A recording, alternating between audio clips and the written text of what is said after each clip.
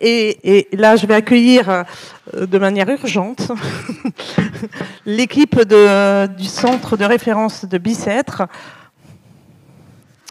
Domiti Gras, neuropédiatre. Au secours. Marion Blard, l'orthophoniste, et Claire Parisot, voilà, neuropsychologue. Psychologue, ouais, psychologue. Alors, donc, ça marche. Oui, c'est ici. Et ensuite, il faut la zapette. La zapette. Vous l'avez tournée, parfait. Vous vous mettez au milieu et vous pouvez. Voilà. 15 minutes, ça peut être jouable. Bonjour à tous. Merci beaucoup de nous avoir invités. Merci Nathalie. On est ravis d'être là. Donc on est venu en force pour représenter le CRTLA de Bicêtre. Donc voilà, on est vraiment un service qui prend en charge toutes les petites prunes de ce monde, enfin les enfants les plus complexes qui ont des parcours compliqués comme cette petite fille. Et on va faire un focus sur l'enjeu de comment rallier en France le soin et l'éducation nationale, puisque c'est un très gros morceau. Donc le CRTLA de Bicêtre, c'est une équipe qui est très riche, avec vraiment une équipe très pluridisciplinaire. C'est notre chance et notre force. On a beaucoup d'orthophonistes, on a des psychologues, neuropsychologues, des psychomotes, des ergos, on a une assistante sociale, une éducatrice et plein d'autres corps de métier. Et ça, c'est vraiment très bien pour nos enfants qui sont vraiment multifacettes et qui ont besoin de beaucoup d'aide dans leur parcours. Alors, pourquoi en partie on est aussi riche et bien doté? Moins en médecin, mais bon, espérons que ça vienne. Eh bien, c'est parce qu'on a cette particularité d'avoir le service avec la partie diagnostic pour les enfants, et puis une unité de rééducation avec une école qui est articulée avec des soins pour les enfants sévèrement dyslexiques. Alors, quand orienter au CRTLA, donc ça c'est tout un parcours parce que c'est vrai que compte tenu de la prévalence très élevée des troubles comme la dyslexie, le CRTLA est plutôt dédié aux troubles les plus complexes. Donc c'est plutôt les enfants qui ont des troubles sévères avec des écarts dans leur trajectoire développementale qui est vraiment important, des antécédents familiaux, des troubles associés multiples, et puis les enfants qui ont une évolution qui inquiète malgré par exemple la mise en place de certains soins ou d'aménagements et on voit que ça n'évolue pas bien.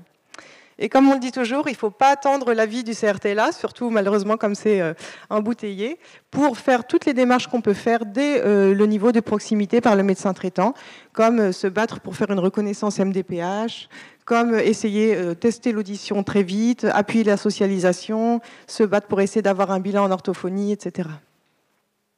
En tout cas, notre rôle au CRTLA, c'est de poser les diagnostics les plus complets possibles, ce qu'on appelle des diagnostics fonctionnels. Est-ce que cet enfant a un trouble du langage oral, un trouble de l'attention, un trouble du langage écrit, à l'issue des évaluations pluridisciplinaires qu'on va proposer après l'évaluation clinique.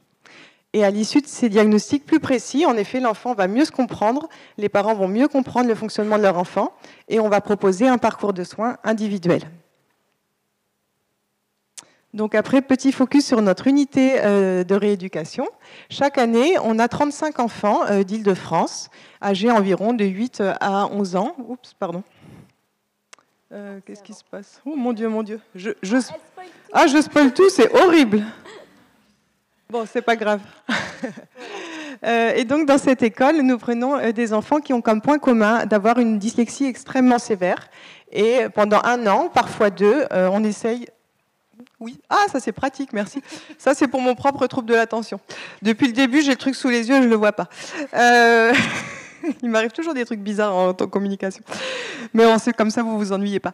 Et donc, toute l'équipe est autour de ces enfants pour faire vraiment un projet où les enfants peuvent bénéficier à la fois d'aménagements pédagogiques très pointus, puisque c'est des tout petits effectifs, et puis des soins soutenus qui sont articulés avec la classe. C'est vrai que c'est beaucoup plus confortable. Donc l'objectif, c'est un retour en milieu scolaire. On en parlait tout à l'heure des parcours de ces enfants très complexes. Donc on n'a pas on est humble, on ne peut pas guérir un enfant de son trouble du neurodéveloppement, c'est pas du tout l'objectif, ni le rendre normolecteur. Ce sont des enfants qui sont sévèrement dyslexiques, mais on va essayer que leur lecture soit la plus fonctionnelle possible, et puis que l'enfant comprenne mieux son trouble, renforcer avant tout son estime de soi, et qu'il soit, en sortant de l'unité, plus acteur de ses apprentissages, se connaître et avoir des stratégies d'aménagement et de compensation. Alors, qu'est-ce que le Distruc ? Eh bien, c'est une idée qui nous est venue lors d'une journée des 10, lors d'un appel à projet. C'est qu'en France, il y a 1 enfant sur 10 qui est porteur d'un trouble du langage ou des apprentissages. Et au sein du CRTLA, on s'apercevait que pour que l'enfant puisse bien évoluer, il avait besoin d'une pédagogie adaptée, d'un environnement adapté, et d'une prise en charge pluridisciplinaire, et aussi, bien sûr, d'un partenariat avec les parents. Et donc, le problème actuellement, c'est que tous ces pans qui sont majeurs sont très cloisonnés les uns des autres, et il n'y a pas du tout assez de liens. Et donc, on se sentait effectivement un peu seul, parce qu'on préconisait des choses, mais qui ne pouvaient pas forcément être mises en place. Et c'est pour ça qu'on avait envie de créer plus des partenariats, plus de liens avec les familles, les écoles, surtout dans les endroits où il y avait des déserts médicaux, où il n'y avait pas de professionnels, pas d'orthophonistes notamment. Donc nos objectifs, c'était de prévenir l'apparition de difficultés d'apprentissage, de favoriser l'inclusion des élèves à besoins spécifiques, d'aider l'environnement scolaire et familial de l'enfant à mieux comprendre les troubles, d'éviter les situations de souffrance à l'école et puis de lutter contre l'illettrisme et le décrochage scolaire. Et donc, pour répondre à ces objectifs, nous nous sommes basés sur le modèle de la réponse à l'intervention, qui est un modèle de stratégie pédagogique qui est né aux États-Unis et au Canada dans les années 2000 et qui est arrivé en France en 2019.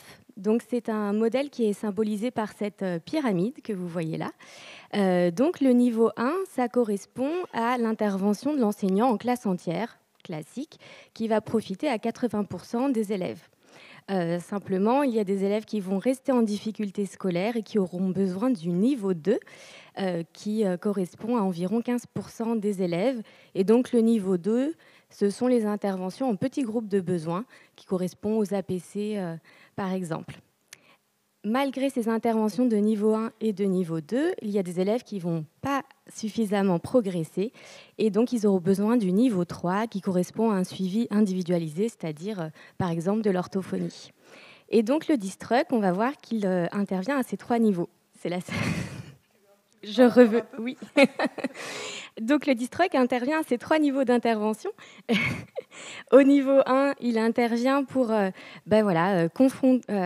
aider les enseignants à avoir confiance en ce qu'ils font déjà en classe entière. Ensuite, pour le niveau 2, ça va être des remédiations qu'on va leur proposer en petits groupes classes, que je vais vous détailler ensuite. Et le niveau 3, on va proposer des évaluations pluridisciplinaires au CRTLA, qu'on va vous détailler ensuite. Donc, depuis 2022...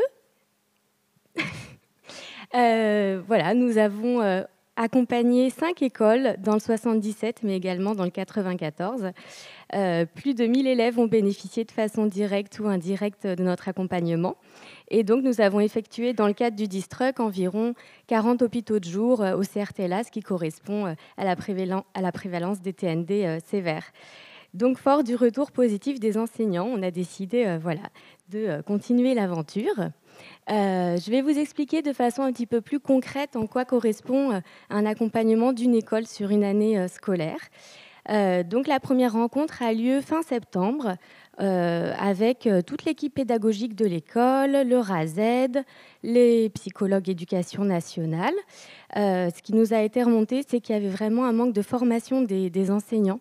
Donc on commence par une présentation des difficultés scolaires, des troubles du neurodéveloppement, qui leur rappellent souvent des enfants dans leur classe. Donc voilà, c'est l'occasion d'un échange autour de situations concrètes. On présente aussi notre intervention et enfin, on échange ensemble sur leurs pratiques quotidiennes et sur leurs difficultés au quotidien, notamment sur les difficultés d'accès aux soins. Ensuite, le deuxième rendez-vous, on a décidé de faire un petit focus sur le trouble du développement du langage oral avec les enseignants, car on s'est rendu compte qu'en milieu scolaire, le TDL était souvent assez méconnu et peu reconnu par les enseignants.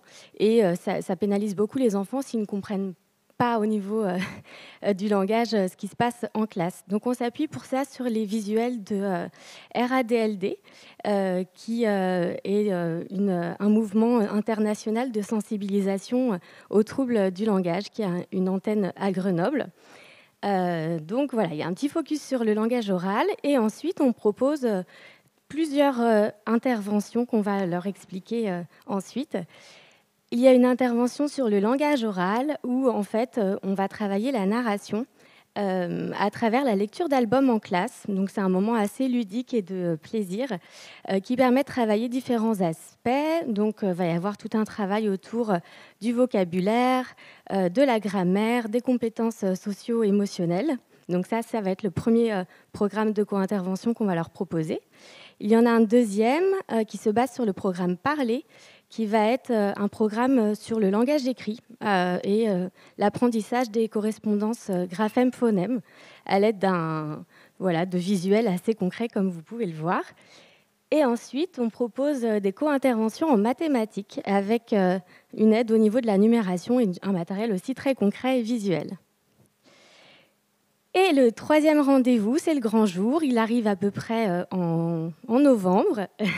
Et c'est le jour où on va dans les classes. On se déplace directement à l'intérieur des classes avec les enseignants pour co-intervenir sur plusieurs interventions. Donc la narration, le programme Parler, les mathématiques, surtout centré sur des classes de la grande section au CE1.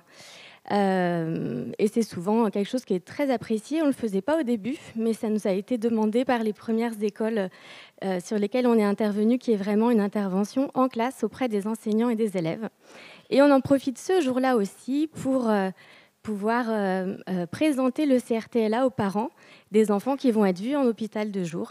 Parce que ce qui nous est remonté, c'est qu'il y avait des difficultés d'accès aux soins. Il y a une longue liste d'attente. Donc l'idée, c'est d'un petit peu favoriser les écoles qu'on accompagne et puis également de dédramatiser, parce que ce n'est pas toujours facile pour des parents d'aller à l'hôpital pour des difficultés scolaires. C'est quelque chose qui peut faire peur. Donc on leur explique qui on est, comment on fonctionne, comment se passe un bilan, pour qu'ils puissent accéder plus facilement aux soins. Pour la co-intervention, l'objectif, c'est effectivement que les enseignants puissent réutiliser en fait ce qu'on leur montre eux-mêmes après. Ensuite, il y a une autre journée de co-intervention à peu près au mois de mars, où on voit si les enseignants ont réussi à se saisir de ce qu'on leur a proposé, s'il y a d'autres idées qui ont émergé ou des difficultés. Il y a une autre journée où on co-intervient et on débriefe ensemble de ce qui a marché, ce qui n'a pas marché et comment on peut trouver des solutions. On a aussi une intervention auprès des parents. On fait un petit atelier parents. On se sert des structures qui sont déjà existantes. Donc, on avait pu intervenir dans le cadre de la MJC, par exemple, pour toucher le maximum d'écoles possibles, avec des choses très visuelles, très concrètes, pour sensibiliser les parents aux difficultés scolaires, aux troubles de leurs enfants. L'idée, c'est qu'ils puissent vraiment échanger entre eux, se donner des conseils sur les structures qui existent dans leur ville et s'entraider. Et il y a aussi toute une partie sur les conseils de ce qu'ils peuvent faire eux à la maison, parce qu'il n'y a pas forcément d'orthophonistes possibles, malheureusement, mais c'est leur redonner une place aussi dans ce qu'eux, ils peuvent mettre en place. Au niveau des devoirs, là par exemple, on voit leur lire les consignes, utiliser des livres audio par exemple, mais aussi au quotidien à la maison, lire ensemble des histoires, faire un gâteau au chocolat, ça permet de lire une recette. Voilà, toutes des petites choses du quotidien qui peuvent aider et leur redonner confiance aussi dans leur place de parents. Alors, la nouveauté de cette année, c'est qu'on a maintenant une enseignante spécialisée de notre unité qui a intégré le Distruct pour notre plus grand bonheur, parce que le souhait, c'est vraiment que ce partenariat soins-école puisse bénéficier au plus grand nombre d'enfants. Donc de là émergent deux idées. La première, c'est que quand les enfants viennent en hôpital de jour chez nous et qu'on voit que l'enfant est en souffrance scolaire, que le lien est extrêmement abîmé, qu'il y a un petit peu des préoccupations fortes, l'enseignante puisse téléphoner, faire un lien direct avec l'école, parce qu'on sait très bien que si c'est le professionnel médical ou paramédical qui prêche la bonne parole et l'aménagement, c'est ce que disait tout à l'heure la coordinatrice Ulysse, les enseignants, ça ne leur suffit pas, alors que si c'est un enseignant qui va étayer et épauler l'enseignant qui a cet enfant-là, ça va marcher de façon beaucoup plus efficace.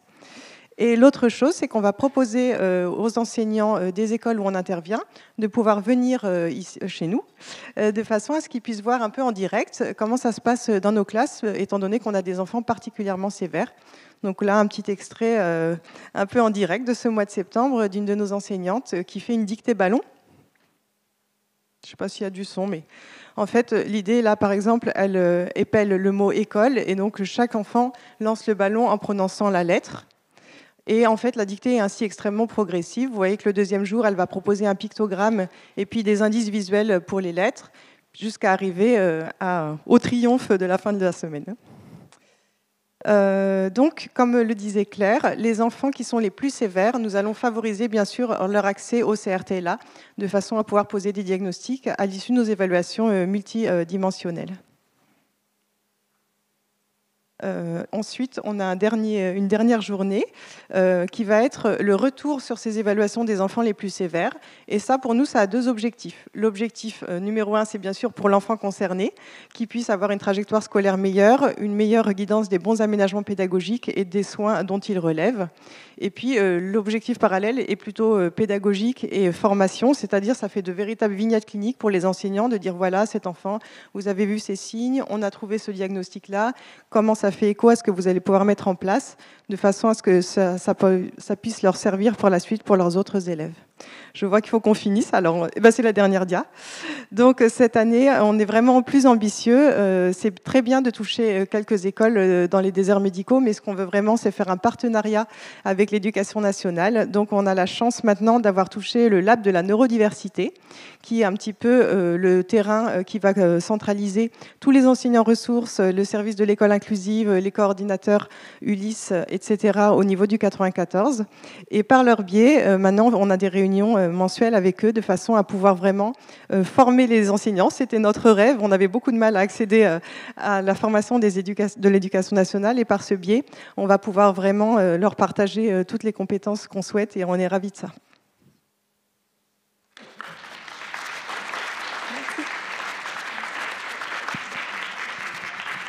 Bon, Jean-Charles, il va falloir généraliser ça à toute la France. Donc il y a le 77, le 94 et le... Oh ça suffit. Ouais, voilà, bon. Le 91 ?